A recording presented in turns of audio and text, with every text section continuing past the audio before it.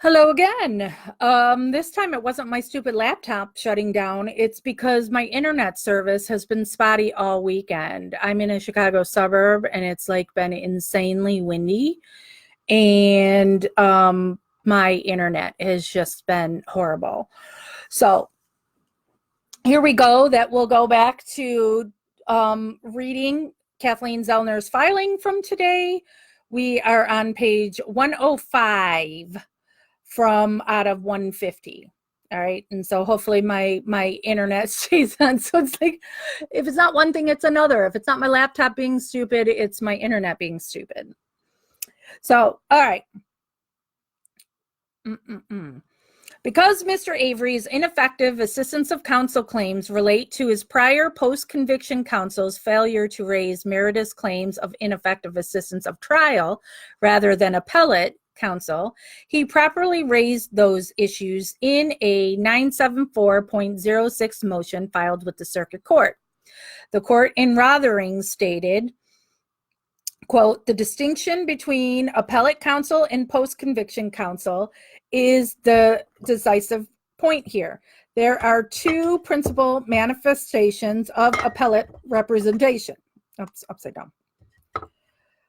A, the brief, and B, oral argument. Because the issues Rothering alleges appellate counsel should have briefed were waived, neither manifestation of appellate representation was deficient. What Rothering really complains of is the failure of post-conviction counsel to bring a post-conviction motion before the trial court, raising the issue of ineffective trial counsel. The allegedly deficient conduct is not what occurred before this appellate court, but rather what should have occurred before the trial court by a motion filed by post-conviction counsel. We hold that a Knight petition is not a proper vehicle for seeking redress of the alleged deficiencies of post-conviction counsel. Okay, I'm going to skip all that. I'm going to skip where she's talking when they're just going to other cases, you know, and just going to read Stephen's case. C, Mr. Avery's current claims are clearly stronger than prior post-conviction counsel's claims. Failure to hire experts. Prior post-conviction counsel ignored the ineffectiveness of trial defense counsel's failing to retain experts. Clearly, prior post-conviction counsel recognized the need for experts on Mr. Avery's behalf because they asked the court for an extension to retain experts and stated as follows, quote, counsel would be remiss if they did not consult with scientific experts on matters beyond their own knowledge and expertise, just as counsel would fail to satisfy their ethical obligations if they did not pursue potential leads for post-conviction relief, unquote.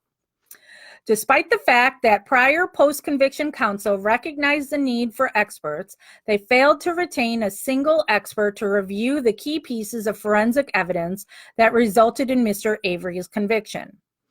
Prior post-conviction counsel failed to detect the illegal seizure of groin swabs taken from Mr. Avery. Prior post-conviction counsel failed to retain their own experts in blood spatter ballistics, DNA, anthropology with kerf mark specialization, forensic pathology, police procedure, and audio enhancement, who would have been able to demonstrate that all of the forensic evidence used to convict Mr. Avery was planted, as summarized pages 99 to 103. Both trial defense counsel and prior post-conviction counsel were ineffective pursuant to Strickland in failing to hire the above-listed experts. Their deficient performance falls below an objective standard of reasonableness. Mr. Avery was prejudiced by their deficient performance. The cumulative effect of trial defense and prior post-conviction counsel prejudiced Mr. Avery because both failed to review, quote, certain portions of discovery, unquote, provided by the state, failed to, quote, master the discovery documents, unquote, failed to independently investigate certain lines of inquiry about Bobby and Mr. Hilgas, and failed to initiate an investigation of any additional evidence or information to impeach them. And this is now talking about another case.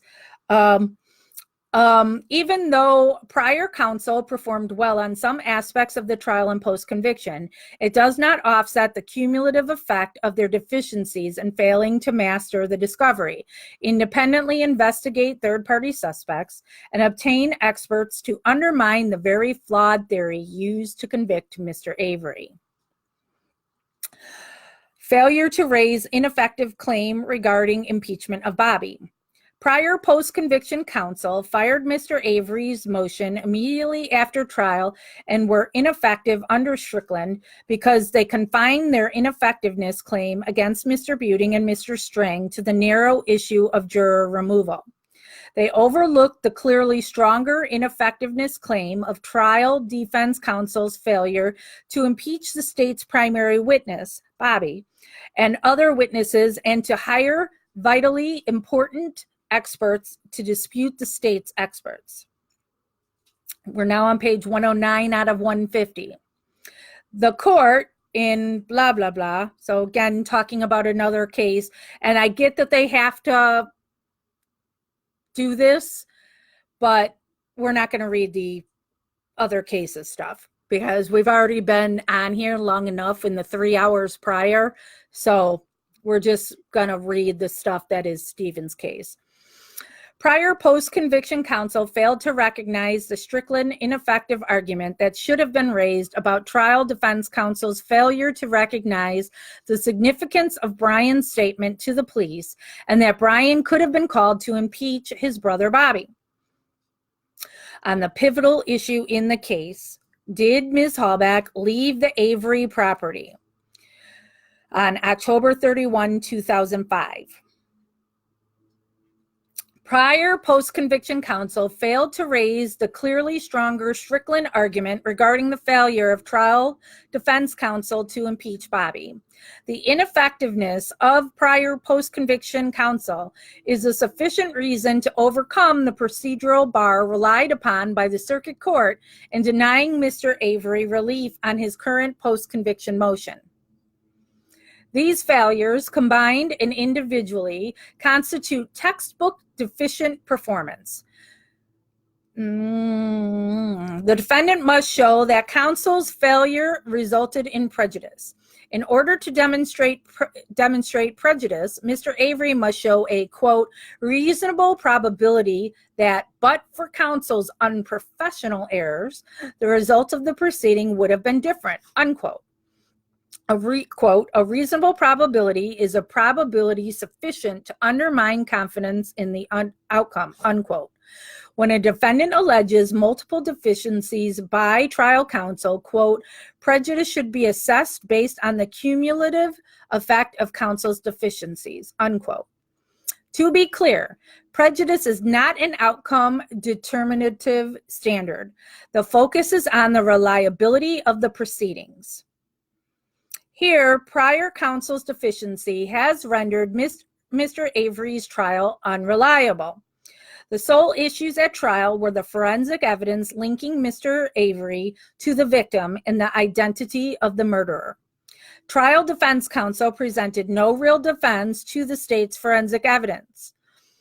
Trial defense counsel called 7 witnesses and only 2 experts. Mr. Avery did not testify. The jury was left only with the state's rebutted forensic evidence and the undisputed testimony of Bobby that Ms. Hallback walked to Mr. Avery's trailer and was never seen again. All of the evidence incorporated in the Allen chart on page 99 to 103 applies to prior post-conviction counsel's ineffectiveness in conducting a significant investigation to impeach Bobby and others and in failing to retain experts. The above listed claims are obviously stronger than the claims raised by prior post-conviction counsel. 5. The circuit court abused its discretion in dismissing Mr. Avery's second motion pursuant to Wisconsin Statute 974.06 without requiring the state to respond or conduct an evidentiary hearing. A, standard of review. The Wisconsin Supreme Court has ruled that a trial court may deny a motion for post-conviction relief under statute blah blah without a hearing if the motion fails to allege sufficient facts to raise a question of fact or presents only conclusory allegations, or if the motion, files, and record conclusively show that the defendant is entitled to no relief. Whether a defendant's post-conviction motion alleges sufficient facts to entitle the defendant to a hearing is a mixed standard of review. First, the appellate court determines whether the motion on its face alleges sufficient material facts that, if true, would entitle the defendants to relief. If the motion raises such facts, the circuit court must hold a hearing. This threshold inquiry is thus a question of law subject to de novo review. A circuit court's discretionary decisions are reviewed under the deferential erroneous exercise of discretion standard. And with any other civil pleading, in assessing the legal sufficiency of the motion, the court must assume the facts alleged therein to be true.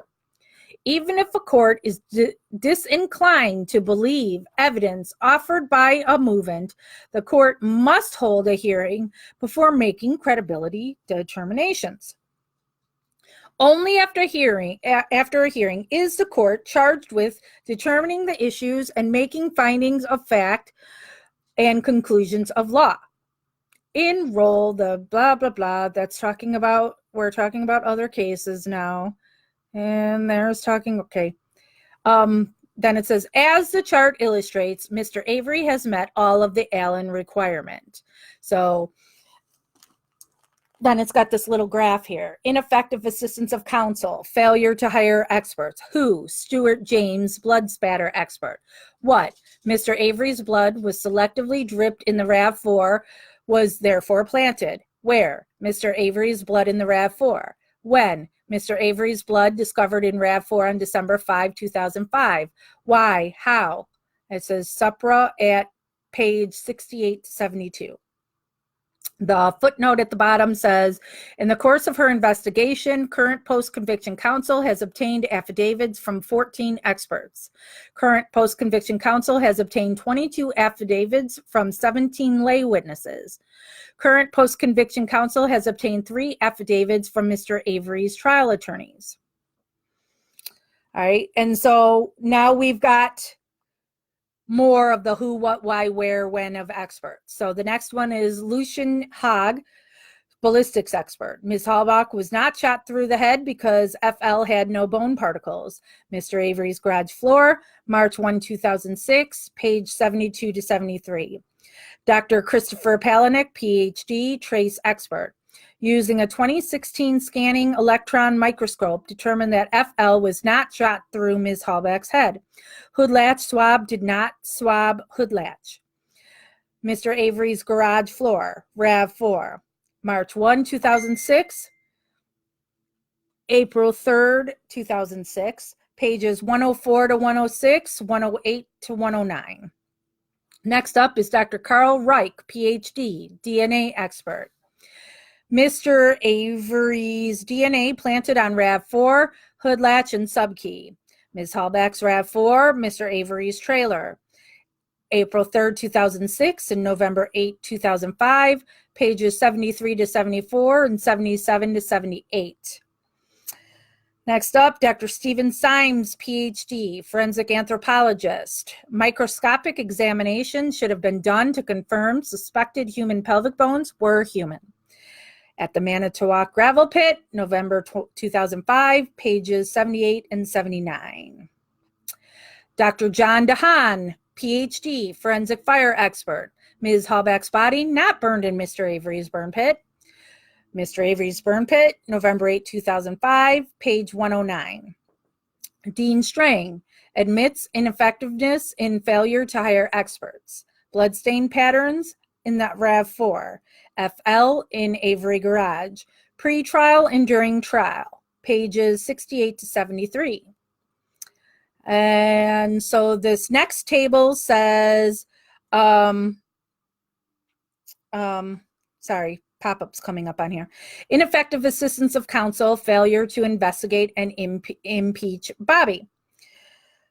Brian Dassey. And it also says Blaine Dassey in the same category here. Brian impeaches Bobby regarding Ms. Hallback leaving Avery property. Blaine lied at trial about fire in Mr. Avery's burn barrel. At Dassey residence, November 4, 2005, Brian's pages are 84 to 86, and Blaine is 121.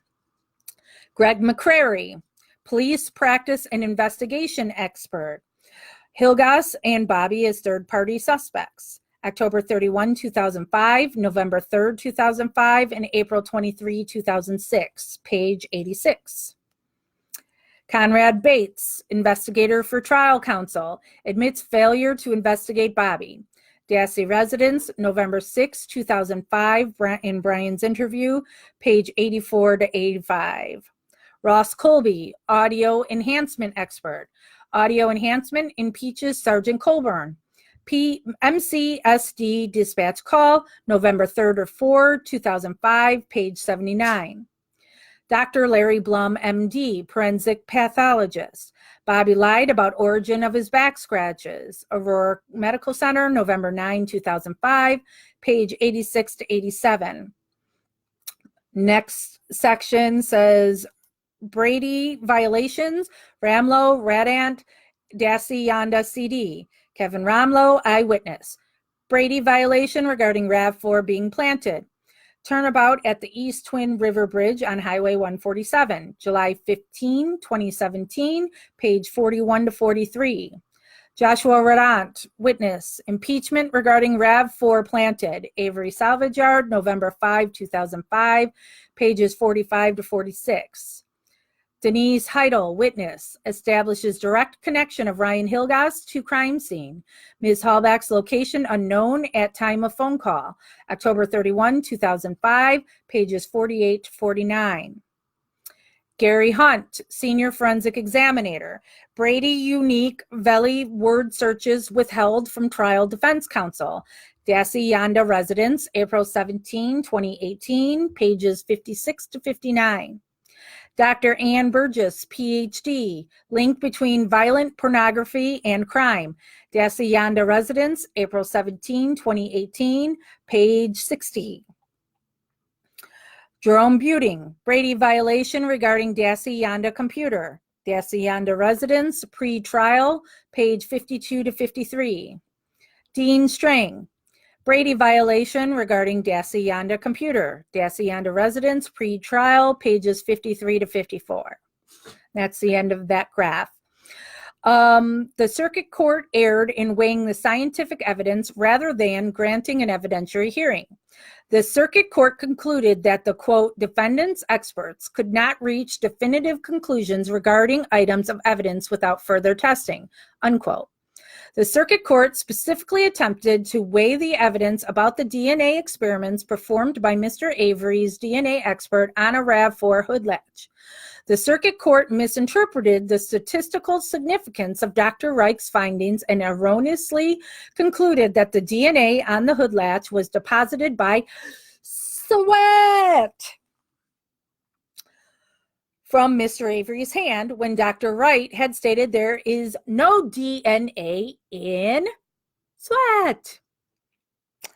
The circuit court misinterpreted Dr. Reich's affidavit to state that there, quote, is no forensic test available that can conclusively determine whether DNA was left by sweat, unquote. Of course, there is no test available because there is no DNA in sweat. In order to assist the court, Dr. Reich prepared another affidavit in which he explained the misperceptions of the circuit court. Dr. Reich stated that he had sufficient independent tests to support his conclusions. The circuit court also tried to weigh the evidence about the subkey as a result of the experiments performed on it. The circuit court ignored the experiment performed by Dr. Reich of Mr. Avery holding an exemplar key and depositing 10 times less DNA than the amount detected by the WSCL. The circuit court chose to focus only on the allegation that the key was a subkey. Finally, and most significantly, the circuit court completely misread Dr. Palnick's affidavit about the lack of bone particles and presence of wood on FL. The circuit court claimed that Dr. Palnick's report, quote, is not that clear cut, unquote. The circuit court claimed that Dr. Palnick did not, quote, discover all particles present on the bullet surface, unquote.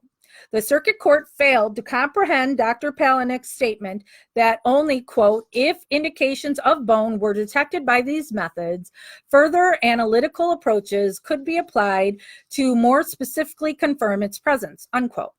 Dr. Palnick responded to this erroneous interpretation by stating that the court was incorrect that the entire bullet surface had not been examined for the presence of bone.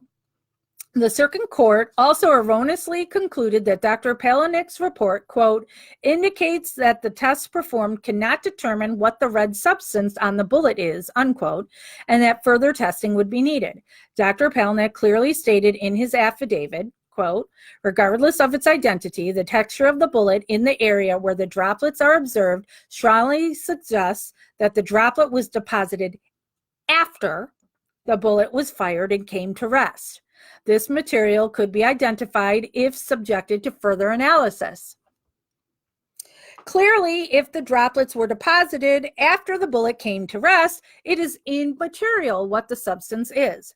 Dr. Palnick disputes the circuit court's conclusion and states, quote, this court also misconstrued my statements in E regarding my observation of 2 red droplets on the surface of item FL. I proffered the opinion that the color, texture, and shape of the red droplet deposits suggests that the material may be paint and that it could be tested to identify it. There has never been an issue in the underlying case that the red droplets were blood because, at trial, the forensic analyst, Sherry Culhane, testified that she had not done a presumptive test for blood, nor had she observed any stains on the bullet fragment. She also testified that she had washed the bullet fragments in a solution. The following observations all suggest that the material on the bullet is composed of paint. A, the properties of the droplets that were observed. B, the fact that bone was not detected on the bullet. C, the fact that the bullet had been previously extracted specifically for DNA. D, the fact that no indications of blood were previously noted during prior examinations. E, the presence of additional bullet holes in the garage where this bullet was found. And F, evidence that red paint was used to paint the garage as well as objects in the garage which would suggest a source for the bullet, unquote. Dr. Palnick also states, quote, though this material could be identified by sampling and analyzing the droplets, analysis that were expressly prohibited and outside the scope of my analysis of the bullet, the identity of the material was not pursued further due to the above listed facts of the case, which together with the lack of any prior indication of the blood on the bullet suggests that these droplets on the bullet are composed of paint, end quote. The circuit court ignored Dr. Palnick's findings that numerous fibers were found on the bullet's surface, some embedded in wax and other embedded on the bullet's surface. There is no question that the state's theory as to the cause of death was gunshots to Ms. Halbach's skull. The absence of bone particles on FL completely refutes that it passed into Ms. Halbach's skull, as the state's expert, Dr. Jensen, opined. The circuit court completely misread Dr. Palnick's affidavit as requiring further testing. No such testing is necessary because Dr. Palnick has established that the state's contention that FL caused Ms. Halbach's death is false. The circuit court also erroneously concluded that State versus Allen was inapplicable because the, quote, reports are speculative, unquote, and lack, quote, conclusions, unquote. quote, the circuit court failed to acknowledge its errors in interpreting the expert reports and determined that the reports, contrary to the expert's own reports, were, quote, interim, unquote, and therefore speculative. 6, the circuit court erred as a matter of law in applying the wrong standard to the newly discovered evidence. In its October 3rd, 2017 ruling, the circuit court stated, quote, the defendant attached numerous reports to its latest motion, arguing that the forensic tests conducted in the reports were not available at the time of the defendant's trial in 2005. However, the defendant's arguments ignore an important question. Were the tests available at the time of the defendant's previous motion pursuant, to Wisconsin statute, blah, blah, or any of the other appeals motions? Why did I move that down there? Sorry, I don't know what I'm doing there. Or any of the other appeals or motions filed after trial, unquote. The circuit court ruling that in order for evidence to be new, the testing methods used to obtain it must not have been available at the time of Mr. Avery's prior appeals and or post-conviction motions is manifestly erroneous. That is not the standard.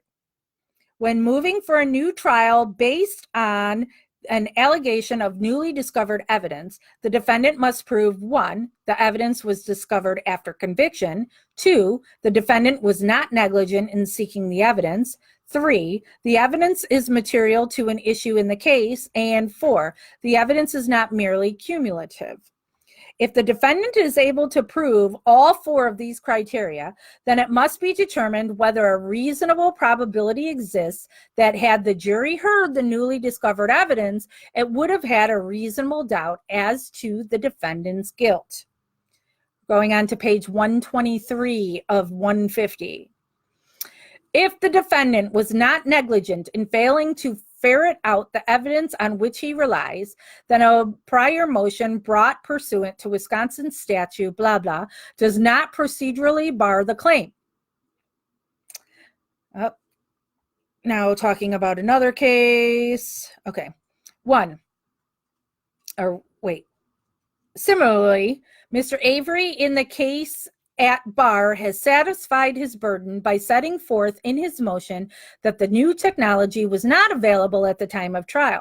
The new technology is as follows. 1, Dr. Palnick examined FL, which is bullet, using state-of-the-art technology not available at the time of Mr. Avery's trial in 2007.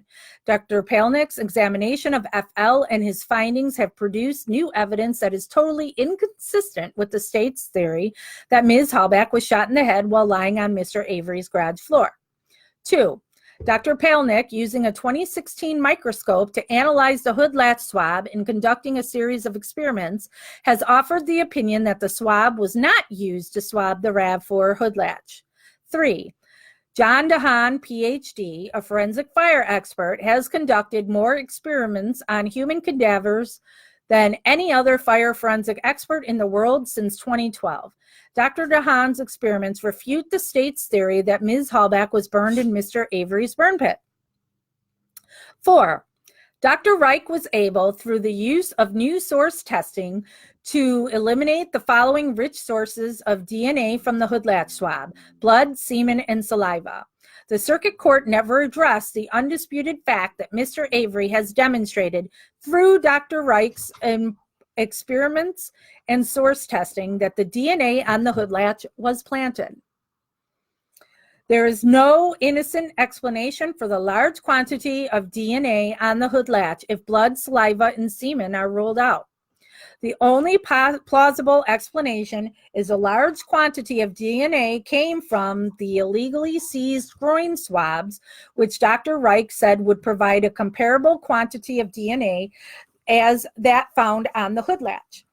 Ultimately, the question is whether there is a reasonable probability that the jury, after hearing the new evidence, would have reasonable doubt of the movant's guilt. The question has been answered about the state's theory that FL caused Ms. Hallback's death. it did not. Therefore, Ms. Hallback's DNA was planted on FL. Also, Ms. Hallback's body was not burned in Mr. Avery's burn pit. This question is not answered by simply weighing the evidence because a jury can find reasonable doubt even if the state's evidence is stronger. This same principle is applicable to the prejudice prong of Strickland and the determination of whether the state committed a Brady violation. 7. Mr. Avery raised sufficient reason as to why these issues could not have been raised in prior motions pursuant to Wisconsin statute blah blah.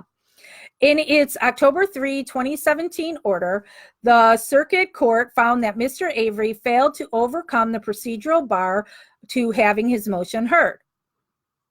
76. In so ruling, the circuit court held, quote, there is no argument or showing of a sufficient reason as to why these issues could not have been raised in prior motions. Without such sufficient reason, these arguments are precluded from any subsequent motion. A. Standard of review. Whether Mr. Avery's claims are procedurally barred depends upon the proper interpretation of Wisconsin statute blah blah, which is a question of law that this court must review de novo. B. Mr. Avery has demonstrated a sufficient reason for failing to raise the current claims earlier. The Wisconsin Supreme Court has articulated 2 requirements for bringing a successive ineffective assistance of counsel claim in compliance with blah blah blah. And now it's talking about other cases. The circuit court overlooked current post-conviction counsel's argument in Mr. Avery's motion for post-conviction relief, filed on June 7, 2017, that the ineffectiveness of prior post-conviction counsel is a sufficient reason in and of itself.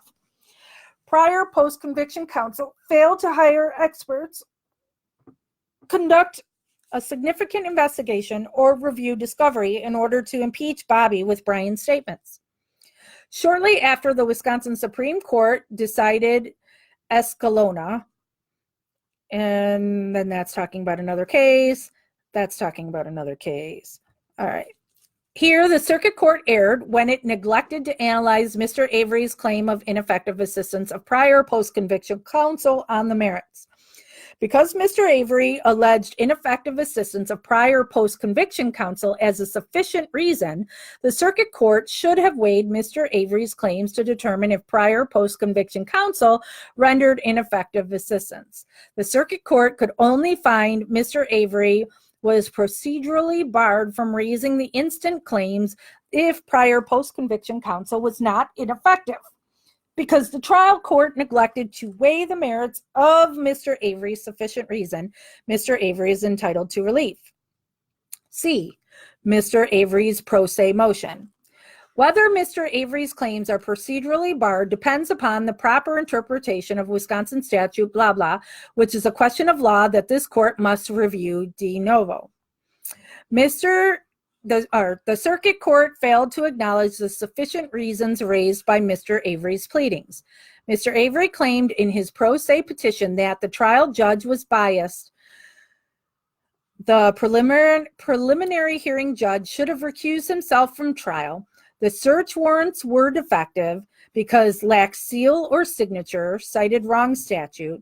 Trial counsel was ineffective regarding chain of custody for the RAV4, and for stipulating that he was a convicted felon, and for not having a qualified scientific expert. The trial court was incompetent to hear an appointed special prosecutor. In its October 3rd, 2017 ruling, the trial court reasoned that Mr. Avery's, quote, prior pro se motion filed under blah blah recognizes significant legal issues which the court has previously ruled on, unquote. This reasoning led the court to conclude that the claims raised in Mr. Avery's recent motion were barred because Mr. Avery could have raised them earlier.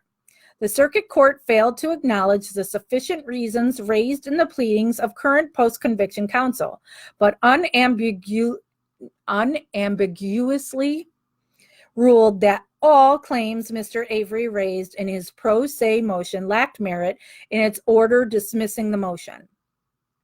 The circuit court found that Mr. Avery's pro se motion, most of the authority cited by Mr. Avery, quote, had little or nothing to do with the position he sought to advance, unquote. Further, the circuit court noted that Mr. Avery, quote, provided no factual information of any evidentiary value, unquote, that supported his claims.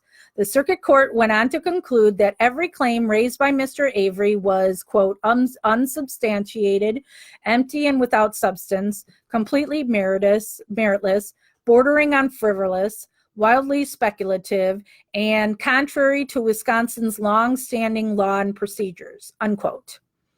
Mr. Avery made, quote, extensive use of federal case law, citing and quoting from a number of federal courts of appeals and U.S. Supreme Court cases, unquote, most of which were non-germane to the claims he sought to advance.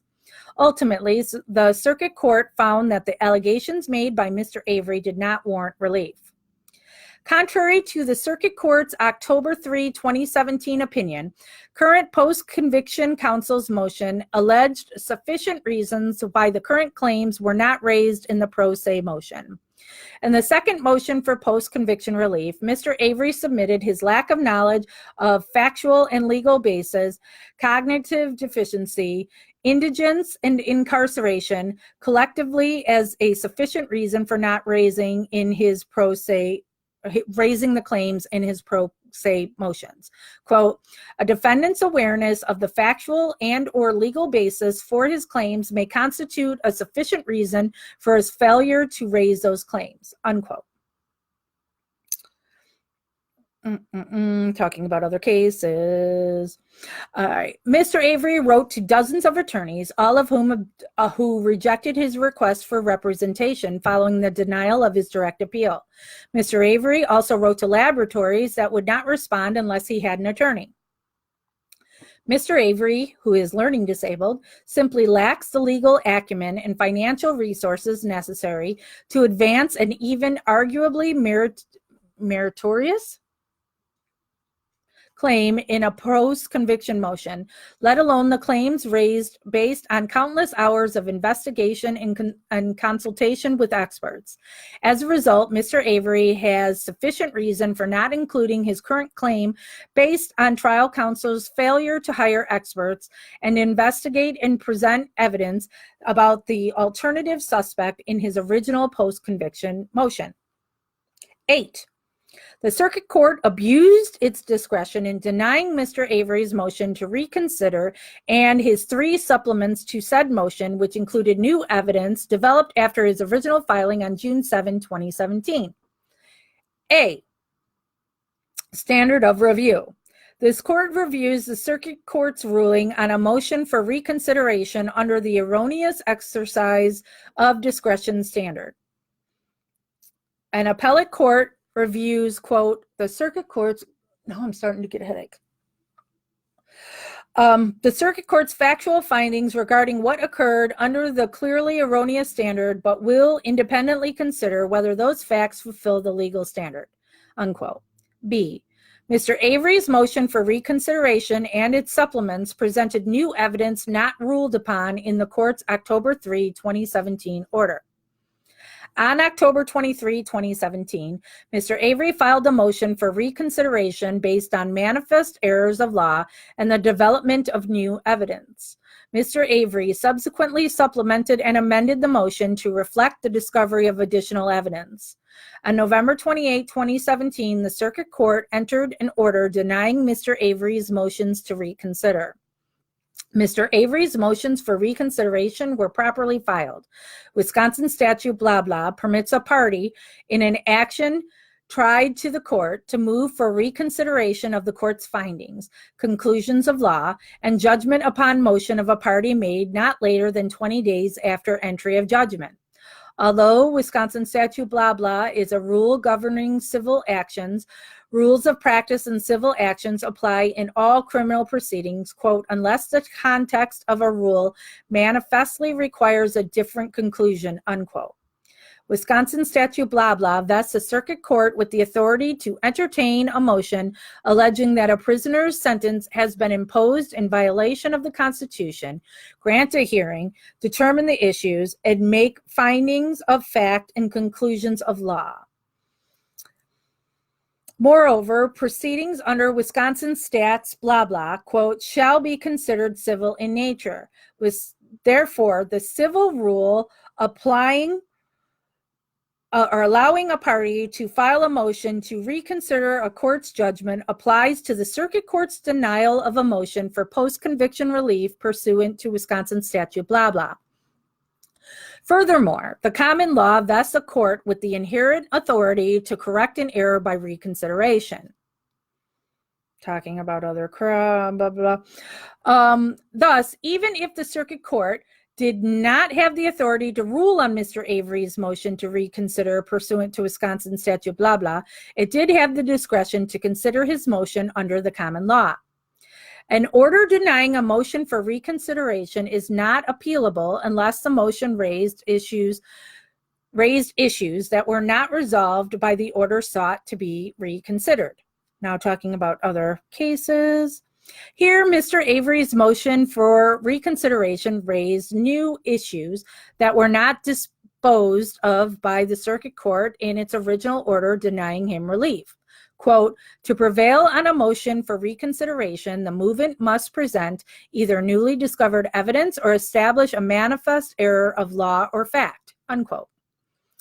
New evidence presented in the motion for reconsideration and its supplements.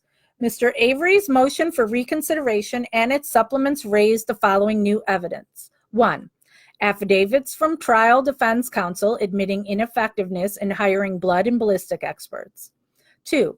Affidavit from trial defense counsel's investigator, Mr. Bates, where that they were ineffective in impeaching Bobby with the testimony of Brian that he had told the police Bobby witnessed Ms. Hallback leaving the Avery property on October 31, 2005, contrary to Bobby's trial testimony. 3.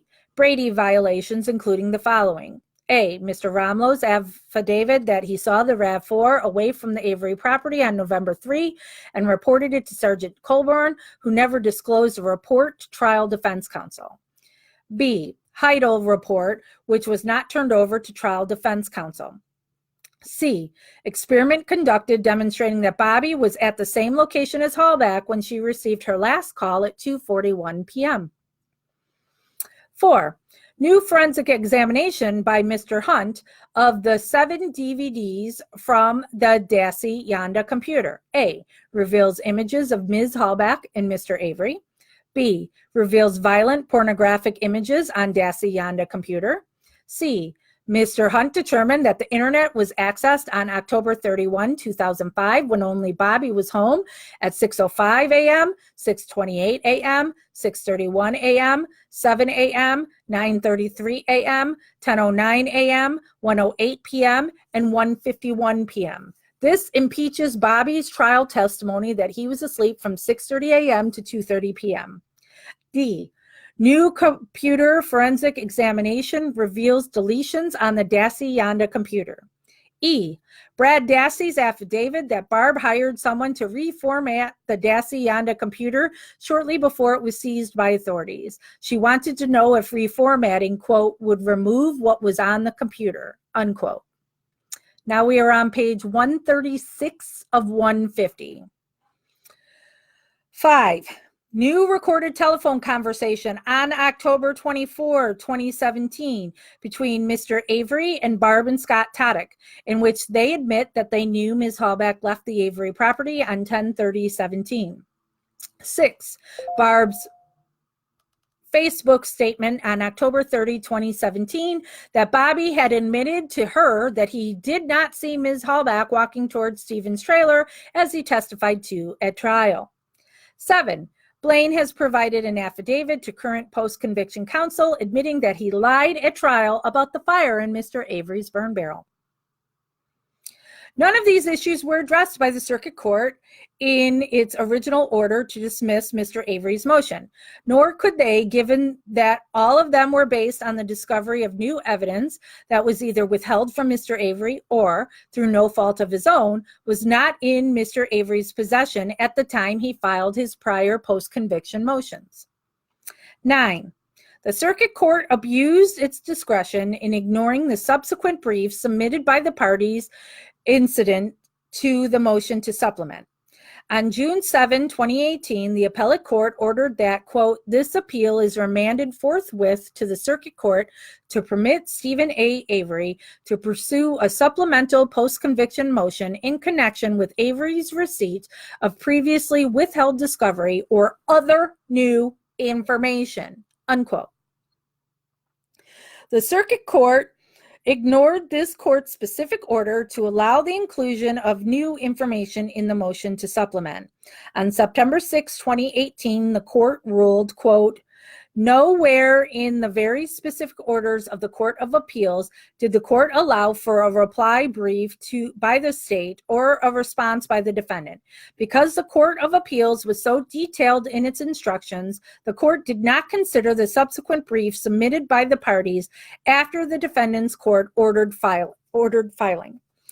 The court followed the order of the Court of Appeals and only considered the initial brief of the defendant, unquote. Mr. Avery filed a motion to compel for production of the examination of the Dassey Yanda computer that was performed over an 8-month time period in 2017 to 18. The circuit court never ruled on Mr. Avery's motion to compel. Current post-conviction counsel obtained an affidavit from Barb on August 2, 2018, wherein she described investigator Dietering telling her, quote, you should not give the computer to Kathleen Zellner, unquote.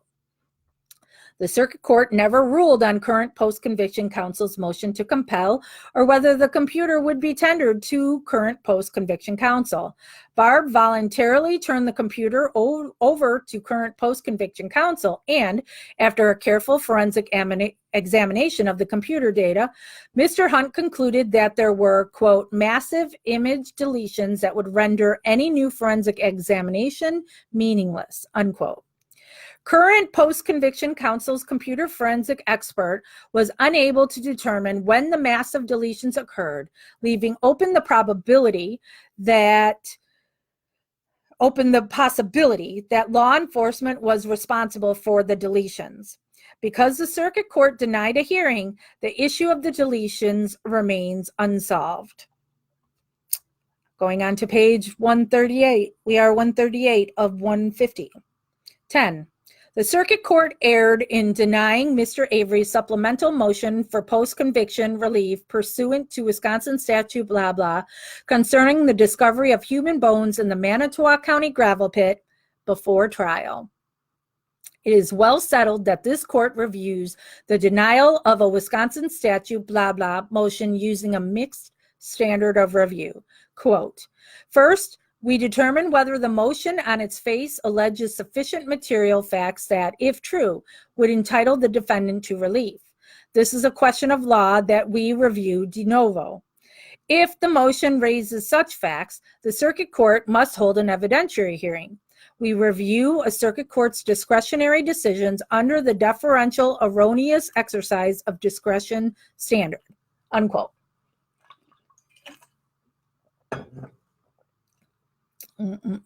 Talking about another case. Mr. Avery's motion alleged claims for relief in connection with the state's violation of Wisconsin statute blah blah, the evidence preservation statute, and the violation of his due process right to the preservation of evidence as protected by Youngblood versus Arizona. First, Mr. Avery's motion alleged sufficient material facts that, if true, would entitle Mr. Avery to relief. This court reviews Mr. Avery's claim of error de novo. Mr. Avery is entitled to an evidentiary hearing on both his Wisconsin statute and constitutional rights claims because evidence establishing that human remains were recovered from a location other than Mr. Avery's property refutes the state's theory that all of the human remains were recovered from a location under Mr. Avery's exclusive control. Indeed, if Ms. Hallback's remains were actually in the gravel pit, then the defense would have been able to substantiate, and not just speculate, about an alternative theory that someone other than Mr. Avery murdered Ms. Hallback and moved her bones to Mr. Avery's burn pit to frame him. In order to successfully convict Mr. Avery, the state presented a false forensic story to the jury, which claimed that the bones in the gravel pit were not evidence because they were not human and therefore could not have been Ms. Hallback's. The issue on remand to the circuit court was whether the state violated Youngblood versus Arizona and Wisconsin statute blah blah when it returned the human bones to the Hallback family in 2011 without giving notice to Mr. Avery or his counsel. Mr. Avery's supplemental motion alleged material facts sufficient to establish a violation of the Wisconsin evidence preservation statute blah blah blah blah blah. Because blah blah does not provide a remedy for convicted persons in the event of a violation, fashioning a remedy is left to the courts, an action Wisconsin courts have yet to take.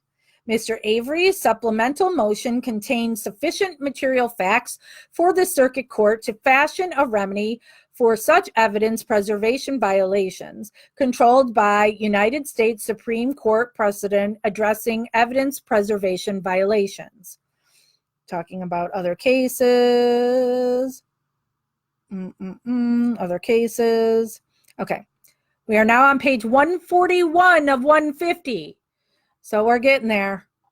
The circuit court mistakenly found that the evidence destroyed by the state through the CCSD and prosecutors Gahn and Fallon was not material because it was not human. The circuit court's finding reveals that failure of the court to acknowledge and understand the Eisenberg reports provided to the court by Mr. Avery. A, materiality. The applicability of either Trombetta or Youngblood depends on talking about other cases. Other cases. Still on other cases.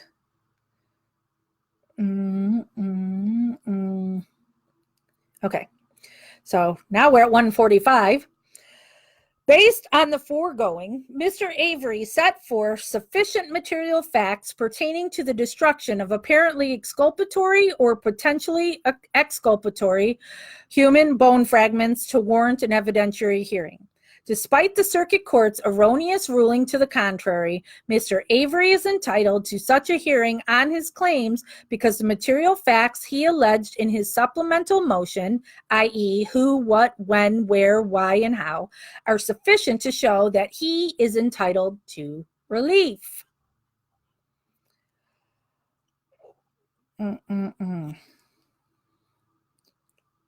Second, the circuit court erred when it found that Mr. Avery's motion did not, on its face, state material facts that, if true, would entitle him to relief. The court reviews the circuit court's decision to deny Mr. Avery's supplemental motion without a hearing under the deferential erroneous exercise of discretion standard. The circuit court failed to analyze the sufficiency of the material facts he alleged in his motion. Instead, the circuit court denied Mr. Avery's claims by blatantly misstating the evidence in the record. Specifically, the circuit court erred in concluding that the Manitowoc County gravel pit bones were non-human, when in fact, the Manitowoc Quarry bones were labeled as, quote, human, unquote, by Dr. Eisenberg in her reports describing property tag numbers 7411, calcined human bone frags, 7412, human and non-human bone, 5 of 13 burned calcined with cut edges. Most bone fragments are all cut bone fragments are human. 7413, 1 burned human frag. 7414, burned calcined human bone fragments, 7416 human bone fragments, human is calcined with one cut edge, and 7419 cut burned human bone. The circuit court appears to have ignored the key report of Dr. Eisenberg, which is clearly referenced in paragraph 14 of Mr. Avery's motion. As stated in paragraph 14 of Mr. Avery's motion, Dr. Eisenberg's critical report is attached to Mr. Avery's December 17, 28 motion. Inexplicably, and although Mr. Avery supplied all of the relevant property inventory item numbers for the gravel pit bones relevant to his claim, the circuit court reviewed Dr. Eisenberg's trial testimony and only addressed 8675 and dismissed Mr. Avery's claims based solely on that testimony. Mr. Avery has never contended and does not contend now that 8675 contains bones determined by Dr. Eisenberg to be human.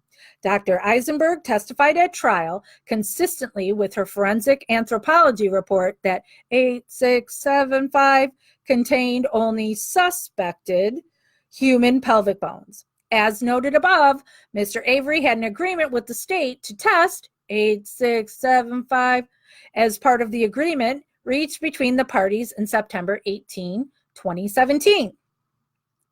By completely ignoring the relevant Eisenberg report, the circuit court abused its discretion by concluding that Dr. Eisenberg was testifying about all the gravel pit bones. Dr. Eisenberg was only referring to the pelvic bones that were labeled 8675. At no time did Dr. Eisenberg testify at trial about her other report, which identified numerous gravel pit bones as being human. All of those bones were returned to the Hallback family for burial or cremation. Because the circuit court's analysis of Mr. Avery's claim related to Dr. Eisenberg's findings was so deeply flawed, the trial court erroneously exercised its discretion. If the circuit court had granted an evidentiary hearing, the single but fatal mistake would have never occurred. Therefore, the circuit court's order denying Mr. Avery's supplemental motion without an evidentiary hearing must be removed. Conclusion.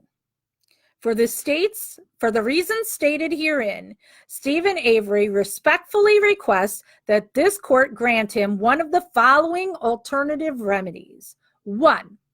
Reverse the orders denying post-conviction relief and remand for the state to file a response to the motion for post-conviction relief and or grant an evidentiary hearing. 2. Reverse the judgments of conviction and the orders denying post-conviction relief and remand a new trial. Dated this 11th day of October 2019, respectfully submitted Kathleen Zellner and Stephen Richards, which is a lawyer from Casco, Wisconsin.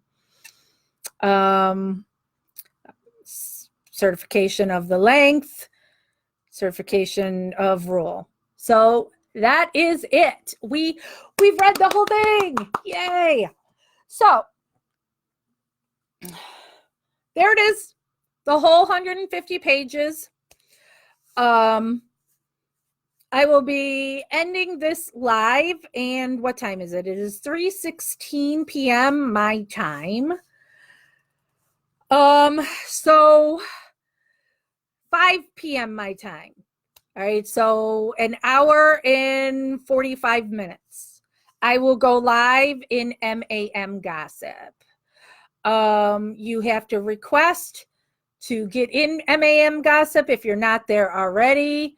It is a closed group, and that's where now we will just discuss what we just read. So the next hour and 45 minutes, I don't do math, gives me time to finish stuff that I need to get done, and also then skim through this whole 150 page again and pull out the things of importance. So, and do not ask me what is next, because, well, the state has to respond to this, right? The state gets to respond. I never know how many days they have to respond. We play all that game. The state responds, the court responds, and this responds, and that responds, blah, blah, blah, blah, blah. So, all right. So there you have it. 150 pages in the 3 parts it took me to do all this. And we will go live in MAM Gossip at 5 p.m. Central Time, approximately an hour and 45 minutes from now. So I'll see you all in MAM Gossip a little later.